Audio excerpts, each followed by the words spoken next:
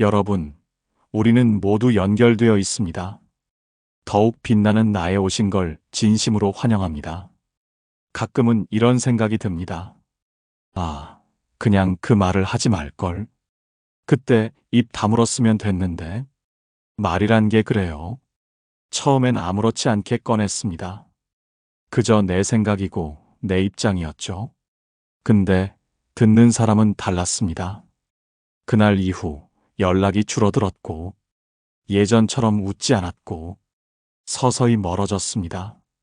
그 사람이 나를 피한 건지 내가 그 사람을 놓은 건지 지금도 잘 모르겠습니다. 그땐 몰랐습니다. 사람 사이엔 절대 꺼내지 말아야 할 이야기들이 있다는 걸요. 아무리 친해도 아무리 오래 알아도 딱 그 말 한마디에 모든 게 끝나버릴 수 있다는 걸요. 혹시 여러분도 그런 말 하신 적 있으신가요? 혹은 누군가에게 그런 말을 들으신 적 있나요? 오늘은요, 아무렇지 않게 꺼냈다가 99% 관계가 틀어지는 이야기들에 대해 말씀드리려 합니다. 지금부터 조용히 하나씩 짚어보겠습니다. 주제가 마음에 드신다면 구독과 좋아요 눌러주세요. 여러분의 마음을 안아주는 좋은 컨텐츠로 보답하겠습니다. 첫 번째, 20년 친구, 그 말 한마디에 끝났습니다. 재만 씨와 기석 씨는 거의 20년 가까이 산을 함께 오른 친구였습니다. 매주 일요일 아침 늘 같은 시간에 만나 같은 산에 오르고 같은 식당에서 뒤풀이를 했습니다. 서로 다른 성격이지만 그 차이가 오히려 편했습니다. 대화도 잘 맞았고 무엇보다 붙잡지 않아도 이어지는 사이였습니다. 그래서 더 편하고 더 오래 갈 줄 알았습니다. 그런데 그날은 좀 달랐습니다. 산행을 마치고 식당에 앉아 점심을 먹던 중 TV에서 뉴스가 흘러나왔습니다. 기석 씨가 조용히 한마디 했습니다. 야, 저 사람 또 나왔네. 저런 인간이 어떻게 다시 정치를 하냐? 재만 씨는 숟가락을 들다가 멈췄습니다. 그리고 말했습니다. 그 인간이라니, 난 저 사람 좋게 보는데. 순간 공기가 바뀌었습니다.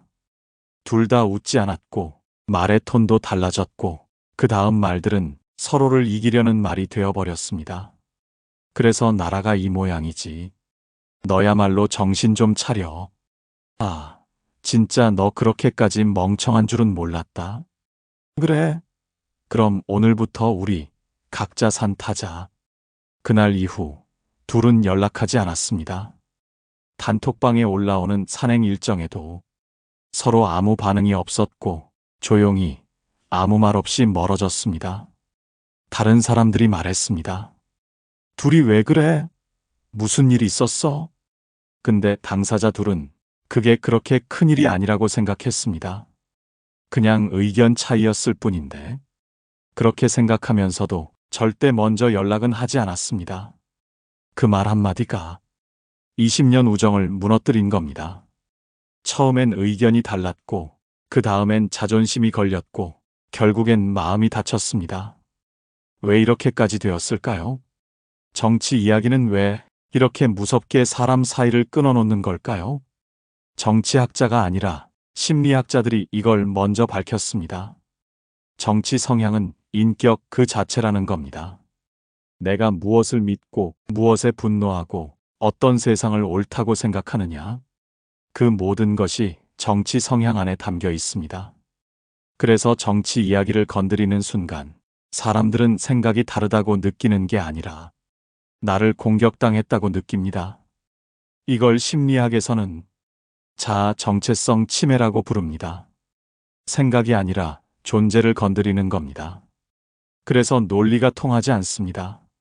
말을 하면 할수록 서로 더 멀어집니다. 그리고 여기서 더 무서운 게 있습니다. 정치 이야기는요, 한번 틀어지면 복구가 안 됩니다. 욕을 해도 풀리는데 정치로 틀어지면 끝까지 갑니다. 왜냐고요? 욕은 감정이고 정치는 신념이기 때문입니다. 신념을 건드리면요, 사과도 소용없습니다. 상대는 이미 당신은 그런 사람이었군요. 결론을 내리고 떠납니다. 니체는 말했습니다. 생각은 말에서 끝나지 않는다. 말은 칼이 될 수도 있고 뿌리가 될 수도 있다. 정치 이야기는 칼입니다.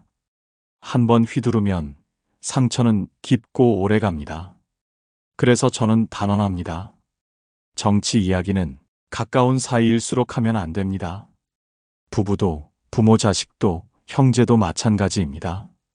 지금 웃으며 대화하고 있는 그 사람, 그 정치 한마디에 영영등을 돌릴 수 있습니다. 말 조심해야 할 이유요? 그 사람을 지키고 싶다면 그 입을 조용히 닫으세요. 두 번째, 좋은 마음이었지만 관계는 돌아오지 않았습니다. 영희 씨는 이웃인 숙자 씨를 참 좋아했습니다. 정도 많고 사람 좋고 늘 웃는 얼굴로 인사하던 사람. 같은 동네 살면서 김장도 나누고 된장도 나누던 사이였죠. 그런데 어느 날 숙자 씨가 조금 지쳐 보였습니다. 남편은 입원 중이고 자식은 연락도 잘 안 되고 하루하루가 너무 버거워 보였습니다. 그걸 보던 영희 씨가 조심스레 말했습니다. 혹시 시간 되시면 저랑 교회 한번 같이 가보실래요? 기도하면 마음이 좀 편해지거든요. 말은 부드러웠습니다. 진심이었고 선이었습니다. 숙자 씨도 그땐 웃으며 말했습니다. 아, 네, 나중에 시간 되면 한번. 하지만 그날 이후 숙자 씨는 조금씩 거리를 두기 시작했습니다. 예전처럼 먼저 인사를 하지 않았고 같이 하던 반찬 나눔도 뚝 끊겼고 단톡방에서도 말수가 줄었습니다. 영희 씨는 속상했습니다. 내가 뭘 잘못했지? 좋은 마음으로 한 건데 왜 나를 피하지? 몇 달 후 동네 다른 이웃에게서 흘러나온 말 한마디. 숙자 씨가 그러더라. 교회 끌어들이려는 줄 알았다고. 그동안의 친함도 그거였나 싶었다고. 그 말을 들은 순간 영희 씨는 심장이 내려앉았습니다. 그게 아니었는데. 정말 그런 게 아니었는데. 그런데 말입니다. 종교 이야기는요, 좋은 마음으로 꺼내는 순간 관계는 조용히 망가집니다. 왜일까요? 심리학에서는 이걸 이렇게 설명합니다. 신념의 강요는 존재에 대한 부정으로 해석된다. 미국 애리조나 대학의 문화 충돌 실험에선요, 참가자들에게 종교적 가치가 포함된 문장을 강하게 권유받게 했을 때 친밀도와 신뢰도가 급격히 하락하는 현상이 나타났습니다. 특히 기도해 보세요. 신이 도와주실 거예요. 같은 말이 자신의 가치관과 다른 사람에게 반복될 경우 그 사람에 대한 정서적 저항감이 평균 3배 이상 증가했습니다. 즉, 상대가 나를 위해 해주는 말이라고 설명해도 듣는 사람은 내 방식은 틀렸다는 거야? 라고 받아들인다는 겁니다. 그래서 종교 이야기는요, 관계를 망치는 방식도 아주 치명적입니다. 싸우고 끊어지는 게 아닙니다. 서서히 아무 말 없이 멀어집니다. 딱히 대판 싸운 것도 아닌데 카톡 답장이 하루씩 늦어지고 예전엔 먼저 연락하던 사람이 이젠 늘 내가 먼저 연락하게 되고 가끔 만나도 말수가 줄고 그 사람 눈빛이 이상하게 닫혀있는 느낌이 납니다. 결정적인 건 상대가 그 거리를 설명하지 않는다는 것입니다. 왜 그 말을 했냐고 따지지도 않고 그 말이 상처였다는 말도 없습니다. 그냥 조용히 멀어질 뿐입니다. 그래서 종교 이야기는 더 무섭습니다. 상처를 남기지만 싸울 기회조차 주지 않습니다. 그리고 그 거리는 다시는 돌아오지 않는 경우가 대부분입니다. 세 번째, 그 말 한마디에 난 초라해졌습니다. 그날은 오랜만에 만난 동창 모임이었습니다. 60 넘은 나이에 아직도 반가운 얼굴이 많았죠. 여기저기서 웃음이 터지고 옛 얘기에 꽃이 피던 그때 누군가가 먼저 말을 꺼냈습니다. 아들 요즘 뭐해? 우리 아들 이번에 공기업 들어갔어. 요즘 완전 잘 나가. 야, 부럽다. 우리 딸은 유학 갔다가 이번에 논문 하나 썼다니까. 그렇게 자연스럽게 그들만의 자랑이 시작됐습니다. 그리고 시선이 순자 씨에게 향했습니다.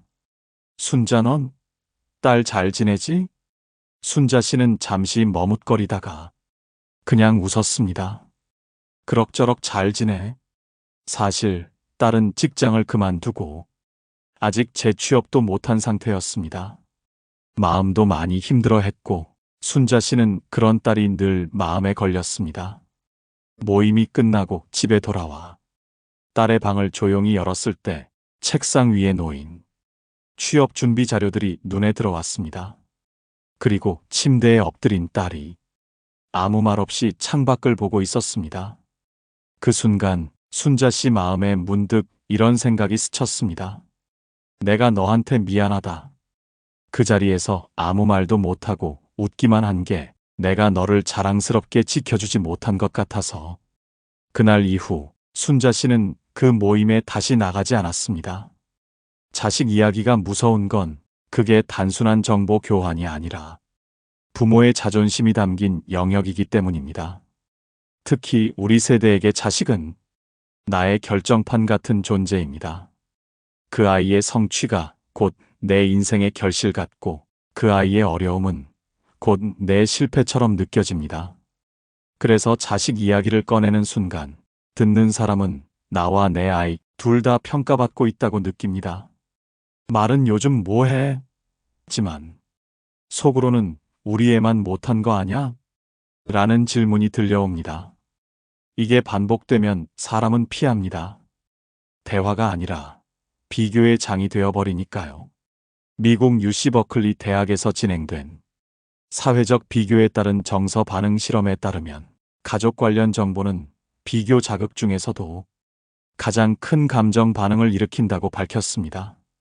특히 자식의 사회적 지위를 주제로 한 대화는 다른 주제보다 자존감 손상, 열등감, 회피 욕구를 2배 이상 유발한다고 보고했습니다. 즉, 누군가에게는 자랑이었지만 듣는 사람에겐 감정 폭탄이었다는 얘기입니다. 자식 이야기는요, 내가 잘났다는 말보다 더 위험합니다. 왜냐면 그건 나는 잘 키웠다, 넌 어땠어?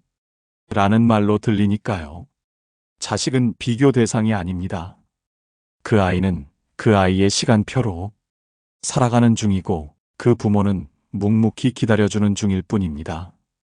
자식 이야기를 꺼내고 싶을 땐 이 한마디만 먼저 생각해 보세요. 지금 내가 하려는 말, 듣는 사람도 기분 좋을까?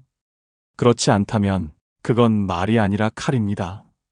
조용히, 그러나 깊게 베입니다. 그리고 그 관계, 다시 안 돌아옵니다. 4번째, 그 말에 난 그냥 초라해졌습니다. 그날은 오랜만에 큰 집에 다 함께 모인 자리였습니다. 형제자매들도 다 모이고 밥 먹으면서 이런저런 얘기가 오가던 중 형님이 무심히 말했습니다. 나는 애들 결혼시킬 때 전세 말고 다 자가 해줬어. 요즘은 그런 거 하나 못 해주면 부모 노릇도 못하지. 그 말에 식탁에 앉아있던 수님 씨는 숟가락을 멈췄습니다. 나는 전세금도 못 보태줬는데 우리 딸 신혼 초부터 지금까지 계속 전세 옮기면서 살고 있는데 수님 씨는 아무 말도 하지 않았습니다. 그저 웃는 척 고개를 끄덕였을 뿐입니다. 하지만 속으로는 그 자리에 앉아 있는 것 자체가 부끄러웠습니다. 그리고 그날 이후로 형님과 거리를 두기 시작했습니다. 문자도 답장이 늦어졌고 모임도 한두 번 빠지게 됐고 가까운 사이 같았던 마음은 서서히 멀어졌습니다.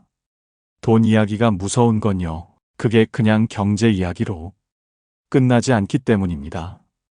그 말에는 나는 해줬다, 너는 못 해줬다, 나는 능력 있고 너는 부족하다는 암묵적인 평가가 깔려 있습니다. 그리고 그 평가는 형제 사이든 친구 사이든 듣는 사람을 작아지게 만들고 그 자리를 부끄럽게 만듭니다. 특히 우리 세대에게 자식에게 뭘 해줬느냐는 부모로서의 능력과 자존심 그 자체입니다. 그걸 건드리는 순간 대화는 끝나고 마음은 다칩니다.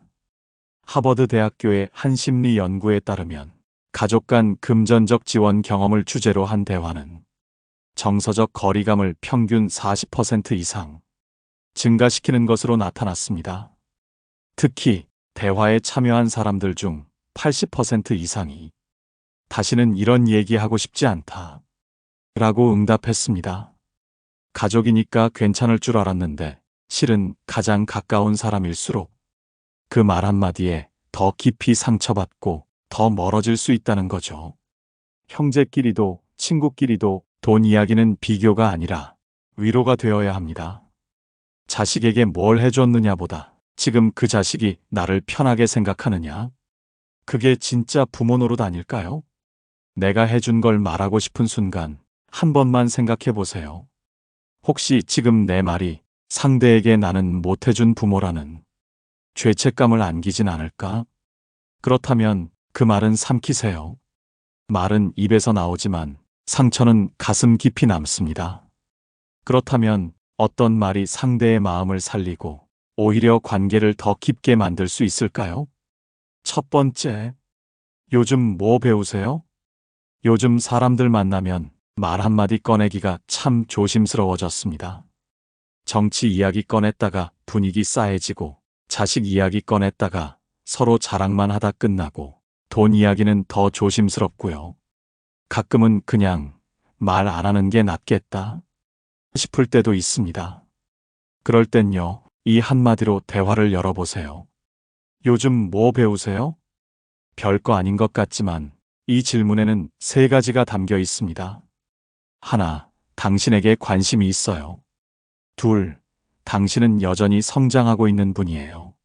셋, 당신의 현재를 존중하고 싶어요. 이 질문을 들으면 사람은 무의식적으로 자기 삶을 돌아보게 됩니다. 실제로 이런 일이 있었어요. 한 모임에서 낯선 사람이 저한테 갑자기 이렇게 물어보더라고요. 요즘 뭐 배우세요? 순간 당황했죠. 나는 배우는 게 없다고 생각했거든요. 근데 그 사람이 이어서 이렇게 말했어요.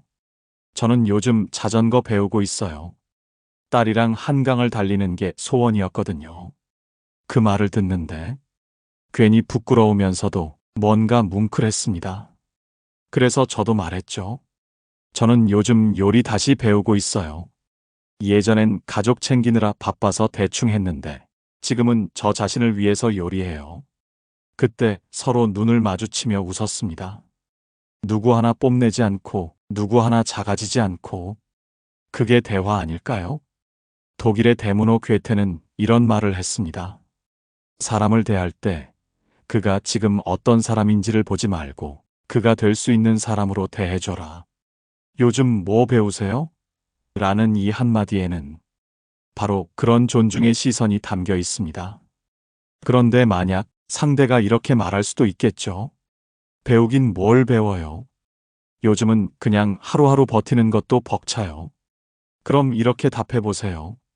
그럼 그거야말로 대단하신 거예요.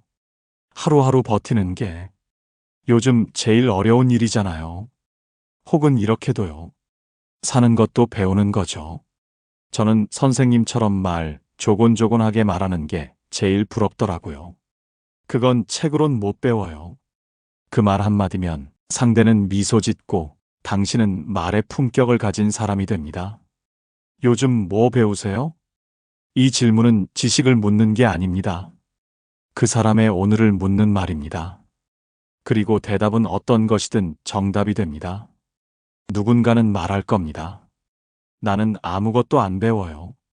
그럼 그게 그 사람의 지금인 거죠. 그 시간조차 존중해주는 대화. 그게 관계를 살리는 힘입니다. 다음에 누군가를 만나시거든 그냥 무거운 이야기 꺼내지 마시고 이렇게 한번 물어보세요. 요즘 뭐 배우세요? 당신이 던진 그 한마디가 상대의 하루를 환하게 만들고 당신의 마음을 더 빛나게 해줄지도 모릅니다. 두 번째, 요즘 뭐에 빠져 계세요?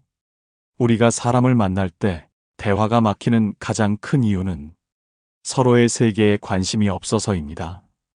요즘 뭐에 빠져 계세요? 라는 질문은 그 사람의 지금을 묻는 말입니다. 그리고요, 그 질문을 받은 사람은 자신도 몰랐던 몰입의 기쁨을 떠올리게 됩니다. 예를 들면 이런 겁니다.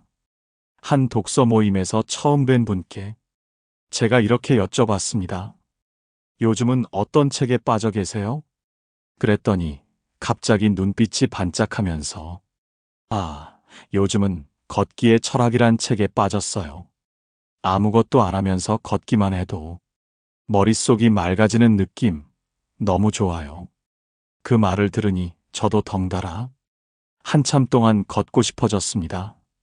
빠져 있다는 건요, 살아있다는 증거입니다.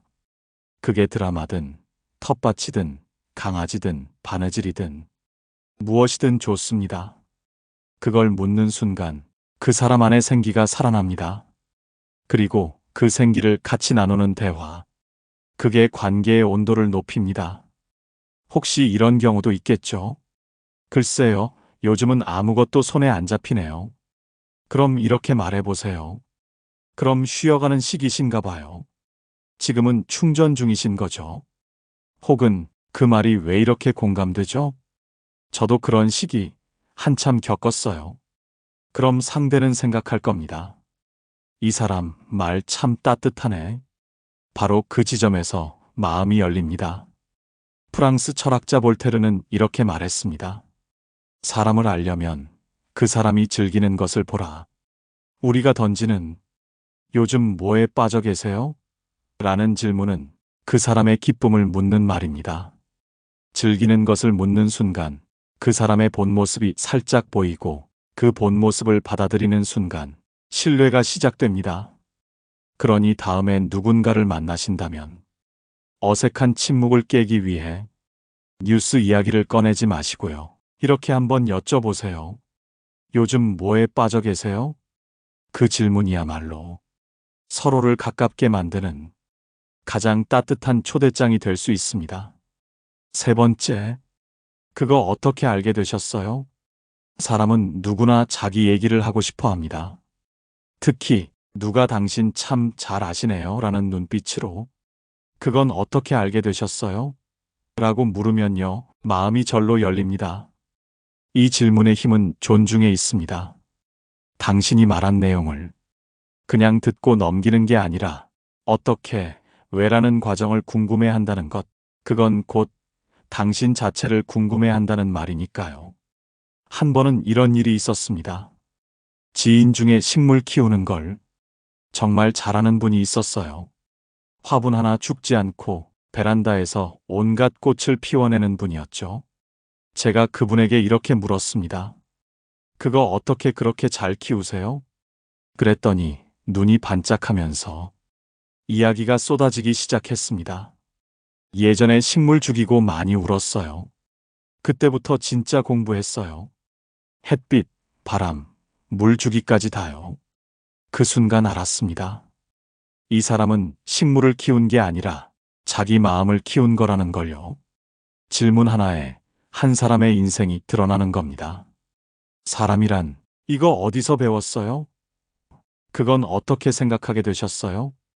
이런 질문을 받으면 자신의 지식, 경험, 신념을 자연스럽게 털어놓게 됩니다.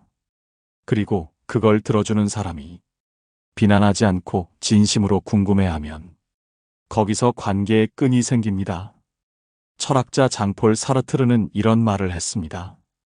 존재를 인정받는 순간 인간은 비로소 존재한다. 그거 어떻게 알게 되셨어요? 이 질문은 바로 존재를 인정하는 질문입니다. 자세한 설명을 유도하면서도 상대방에게 우월감이나 경계심을 주지 않죠. 이건 칭찬이 아니라 깊은 관심의 표현이고 그 관심이 말의 품격을 만들고 관계를 깊게 만듭니다. 그러니 다음에 누군가의 이야기가 인상 깊었다면 이 한마디를 던져보세요. 그거 어떻게 알게 되셨어요? 그 순간 당신은 단순한 대화 상대를 넘어서 내 얘기를 듣고 싶은 사람으로 기억될 겁니다.